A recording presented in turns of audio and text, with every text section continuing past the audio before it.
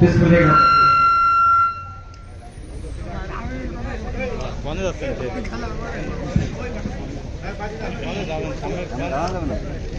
আজকে যশোর সদর উপজেলাধীন চাষটা আরেকটি রাজগঞ্জ জিসি বরিরামপুর সড়ক প্রায় 4 কিলোমিটার এই দীর্ঘ সড়কে প্রশস্তকরণ পুনর্বাসন এবং মেরামতি কার্যক্রম প্রায় 4 কোটি টাকা ব্যয়ে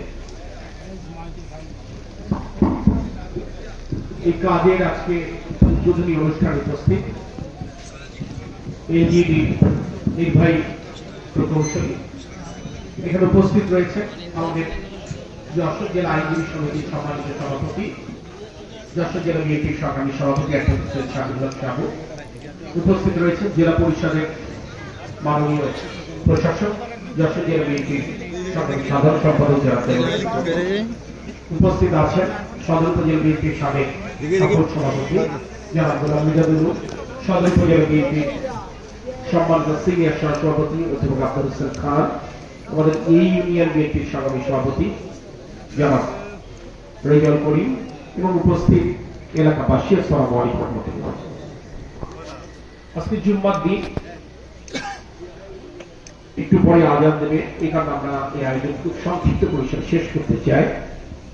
জুম্মার দিন একটু দেরিতেই আমরা এটা কার্যক্রম শুরু করেছি, কারণ আপনারা জানেন দুর্ভাগ্যজনকভাবে হঠাৎ করে ঢাকা এবং যশোরের সংযোগকারী যে এয়ারলাইন্স রয়েছে সেটা তার কার্যক্রম বন্ধ করেছে। সকালবেলা সড়ক পথে এসে আসলে এই কর্মসূচিতে যোগ দিচ্ছি, সে কারণে নির্ধারিত সময় কিছুটা পরে আসলে এখানে আমাকে উপস্থিত হতে হয়েছে। এই সূত্র ধরে আমি বলবো যে এয়ারলাইন্স কর্তৃপক্ষ নিয়মিত এখানে ফ্লাইট পরিচালনা করতেন, হঠাৎ করেই কাউকে কিছু না জানলে তাদের এই কার্যক্রম বন্ধ করবার কারণে আমি মাননীয় বিমানমন্ত্রী, বিমান প্রতিমন্ত্রীর সাথে কথা বলেছি। তারই ধারাবাহিকতা এয়ারলাইন্স কর্তৃপক্ষের যে ব্যবস্থাপনা পরিচালক তার সঙ্গে আমরা সচিবালয়ে বৈঠক করেছি। আমরা আশা করছি যশোরবাসী এই অসুবিধা বিবেচনায়, দক্ষিণাঞ্চলের মানুষের অসুবিধা বিবেচনায় দ্রুততম সময়ের মধ্যে তারা আবার তাদের পুনরায় তাদের কার্যক্রম শুরু করবে। এখানে এনজিও এক্সিকিউটিভ ইঞ্জিনিয়ার মহোদয় বলেছেন আপনাদের দোয়া, আপনাদের শুভকামনা এবং আপনাদের ভোটে নির্বাচিত হয়ে দায়িত্ব নেবার পর প্রথম যে সরকারি চিঠিটা আমি লিখি 12 মার্চ, সেখানে প্রথম যে রাস্তার কথা আমরা বলেছিলাম সেই রাস্তাটি হচ্ছে এই 2রা মার্চ। আমরা দায়িত্ব নিয়েছিলাম 17 ফেব্রুয়ারি, 18 ফেব্রুয়ারি প্রথম অফিসে আসি, 2রা মার্চ আমি যে চিঠিটা লিখেছিলাম সেটি। এটা একটি পূর্বাপর রয়েছে। আপনাদের যে কারণে মানে প্রশ্ন জাগতে পারে যে প্রথম চিঠিটা কেন চার্চরা ইতালি লিখল। ঐতিহ্যগতভাবে এই অঞ্চলের মানুষ আমাদেরকে বড় ধানের শীষের পক্ষে ভোট দিয়েছে। দুর্ভাগ্যজনক বলে সত্য, এবার এই অঞ্চলে আমরা ধানের শীষ প্রতীকে জয়লাভ করতে পারিনি।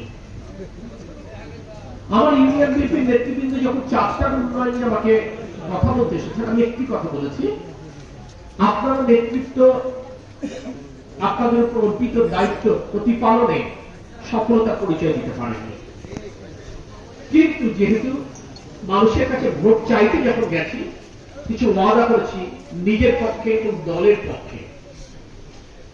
আল্লাহ যখন কাজ করবার সুযোগ দিয়েছে, আপনারা সফল হয়েছেন না ব্যর্থ হয়েছেন সেই হিসেবটি করবো না। এই অঞ্চল থেকে আমি ভোটে জয়যুক্ত হয়েছি কিনা, জয়যুক্ত হতে পারিনি সেই হিসেবটি করবো না। নির্বাচনের আগে জনগণকে দেওয়া ওয়াদা আমি রাখবো ইনশাআল্লাহ, এবং সেই জন্য প্রথম চিঠিটা এই অঞ্চলে আমরা দিয়েছি।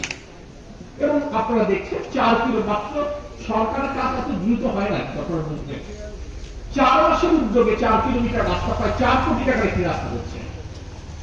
মাননীয় প্রধানমন্ত্রী তারেক রহমানের পক্ষে যখন আমরা প্রত্যেকটা ঘরে ঘরে গেছি, আমার মা বোনেরা গেছে, আমরা বলেছিলাম অসচ্ছল পরিবারগুলোকে পারিবারিক কার্ড দিই।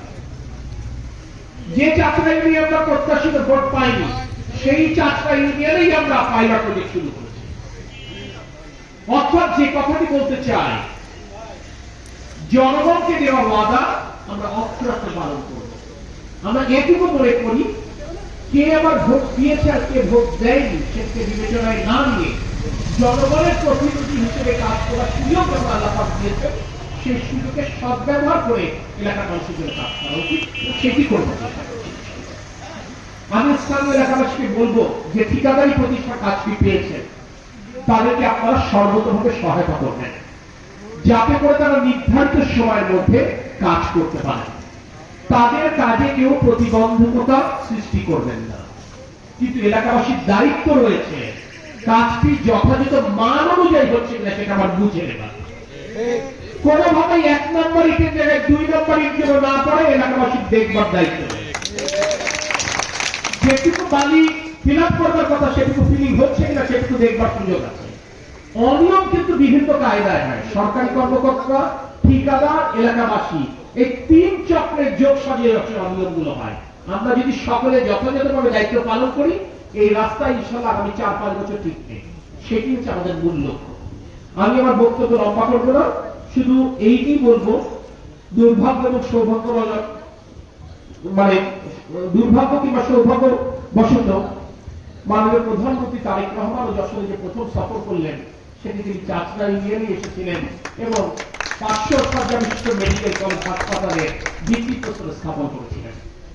আমি আপনাদের কাছে দোয়া চাই, যাতে করে আপনাদের দোয়া ও আল্লাহর রহমতে 2028 সালের মধ্যে মেডিকেল কলেজ হাসপাতালের কার্যক্রম আমরা শুরু করতে পারি। চাচরা ইউনিয়নের 7 নম্বর ওয়ার্ডে ফ্যামিলি কার্ডের পাইলট প্রজেক্ট শুরু হওয়ার কারণে চাচরা ইউনিয়ন বাসী যেমন খুশি, আমার বাকি ইউনিয়ন পৌরসভার মানুষ একটু মনে কষ্টে ছিল, তাহলে আমাদের কাজটা কবে শুরু হবে। আমি আজকে এই আয়োজনের মাধ্যমে বলতে চাই, আগামী মাসের প্রথম থেকে আমরা ইনশাআল্লাহ সমগ্র বাংলাদেশের ন্যায় যশোরের প্রতিটি ইউনিয়নের প্রতিটি গ্রাম, পৌরসভার প্রতিটি ওয়ার্ডে আমরা তথ্য সংগ্রহ কর্মসূচি শুরু করতে যাচ্ছি। এটি হচ্ছে প্রাথমিক কাজ এবং এর ধারাবাহিকতায় আমরা ইনশাআল্লাহ ঘরে ঘরে ফ্যামিলি কার্ড পৌঁছে দেব। আপনারা নিশ্চয়ই জানেন, নির্বাচনের আগে দেওয়া অঙ্গীকার কৃষক কার্ড, কৃষকদের জন্য সেই কার্ড আমরা চালু করবার জন্য আমরা তথ্য সংগ্রহ শুরু করেছি। আমি আমার বক্তব্য লম্বা করতে চাই না, আমি শুধু এই কথাটি বলবো, মাননীয় প্রধানমন্ত্রী বাংলাদেশের জনগণকে দেওয়া ওয়াদা অক্ষর অক্ষরে পালন করবার জন্য সর্বতভাবে কাজ করছে, আমরা সর্বতভাবে কাজ করছি। আপনাদের দায়িত্ব থেকে আমার দলের যারা নেতা কর্মী রয়েছেন, স্থানীয় মানুষ রয়েছেন, আপনাদের এইটুকু দায়িত্ব, আপনারা নিজেদের এলাকার শান্তি শৃঙ্খলা পরিস্থিতিটা যেন বজায় থেকে নিশ্চিত করা। এই এলাকাকে মাদক মুক্ত করতে হবে, এই এলাকাকে সন্ত্রাস মুক্ত রাখতে হবে। এই দুটো কাজ যদি আপনারা করেন, আমি আপনাদেরকে কথা দিচ্ছি, এই এলাকাকে মাদক মুক্ত রাখা, এই অঞ্চলকে সন্ত্রাস মুক্ত রাখবার দায়িত্বটা যদি এলাকাবাসী আপনারা কাঁধে তুলে দেন, আপনাদের উন্নয়নের দায়িত্ব আপনারা আমার কাঁধে তুলে দিয়েছেন, ইনশাআল্লাহ সেই দায়িত্ব পালন করবেন। সকল উপরে আল্লাহর রহমত কামনা করে, সকলের সুস্থতা এবং দীর্ঘায়ু কামনায় আমি আমার কথা শেষ করছি। আল্লাহ হাফেজ। বাংলাদেশ জিন্দাবাদ।